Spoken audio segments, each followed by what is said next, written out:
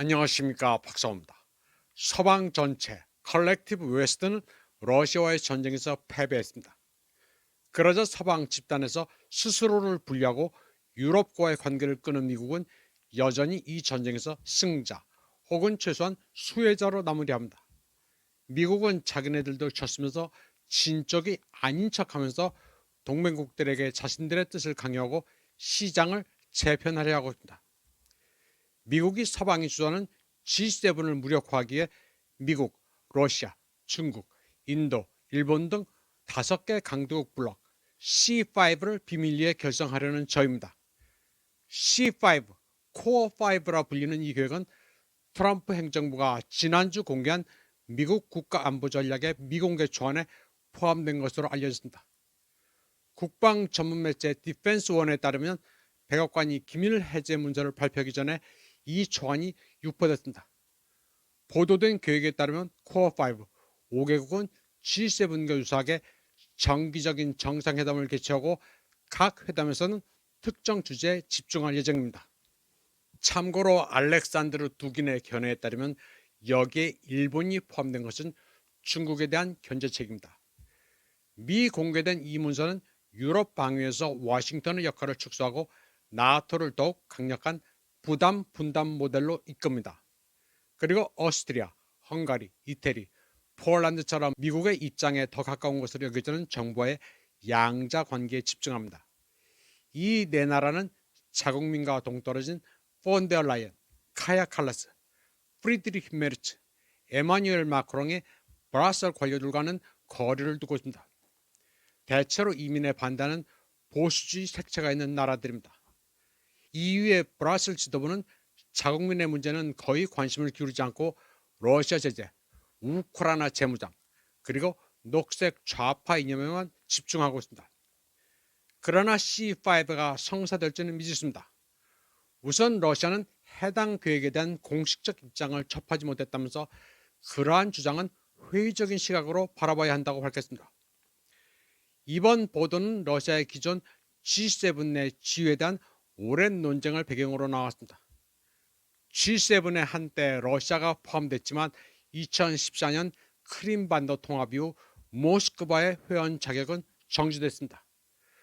트럼프는 러시아를 G7에서 제외한 것이 큰 실수였으며 만약 모스크바가 G7에 남아 있었다면 2022년 우크라이나 분쟁의 확전을 막을 수 있었을 것이라고 여러 차례 주장했습니다. 그러나 푸틴 러시아 대통령은 최근 인디아 투데이와의 대담에서 G7의 중요성이 계속해서 줄어들고 있다면서 러시아는 G7에 재가입할 계획이 없다고 밝혔습니다.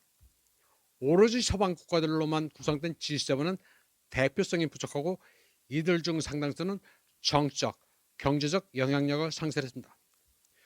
프랑스, 영국, 이태리, 캐나다, 독일 등은 최근까지 개발도상국으로 여겨졌던 국가들에게 글로벌 리더십을 내줬습니다. 트럼프는 또 G20가 G7만큼이나 퇴보적인 체제라는 점에서 불만을 품고 있습니다. 당초 선진국과 개발도상국이 한자리에 모이는 G20는 모든 참가국이 타협하고 협상하도록 기대됐습니다. 그러나 결국 서방 국가들은 이 체제를 마비시켰습니다. 세계안보, 주권, 무역, 경제를 강화하기 위해 협력하는 대신 녹색 에너지, 기후변화, 세계민주화, 러시아 비난에만 매달리고 있습니다. G20 정상회담에서 실질적인 결정이 내려지지 않는 것은 당연한 결과입니다. 그러나 트럼프에게 가장 골칫거리는 서방과의 공동체제의 환멸을 느낀 개발도상국들이 상하이 협력기구와 브릭스를 비롯한 자체적인 협력체를 결성하기로 했다는 점입니다. 이러한 비서방 기구들은 이미 유라시아 지역의 안보와 경제 문제를 장악하고 있으며 세계 질서의 주도권을 쥐고 있습니다. 이는 결국 미국을 고립시킬 것입니다. 그래서 트럼프는 불가피한 흐름에 맞서 싸우기보다는 주도적으로 이끌어가는 것이 낫다고 판단해 C5를 떠올린 것입니다. 트럼프는 경제, 인구 대국인 중국, 그리고 중국과 균형을 유지하기 위해 인도, 또 미국에 100% 충성하는 일본을 C5에 참여시키려 하고 있습니다. 그런데 이는 다 트럼프의 생각일 뿐입니다. 러시아는 이미 별 관심이 없음을 밝혔고 중국의 경우 일본의 이사국 참여를 허가할지 극히 회의적입니다.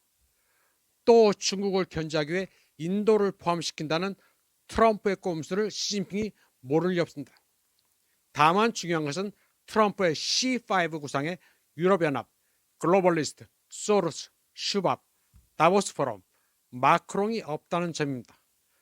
또 젤렌스키와 우크라이나 나치즘도 함께 쓰레기통에 버려진 점입니다. 이번 방송은 여기까지 하겠습니다. 시청해주신 여러분 감사합니다.